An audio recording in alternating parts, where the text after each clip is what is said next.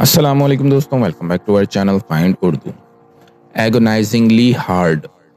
एगोनाइजिंगली hard का मतलब है इंतहाई मुश्किल, हद से ज़्यादा सख्त। एगोनाइजिंगली हार्ड का मतलब है कोई काम इतना मुश्किल हो कि इंसान को मेंटल या फिजिकल तौर पर बहुत तकलीफ हो।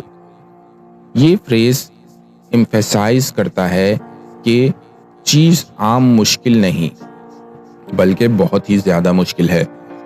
The exam was agonisingly hard. इम्तिहान इंतहाई मुश्किल था। तो दोस्तों, एगोनाइजिंगली हार्ड का मतलब है हद से ज़्यादा मुश्किल।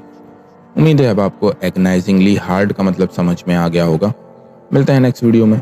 शुक्रिया।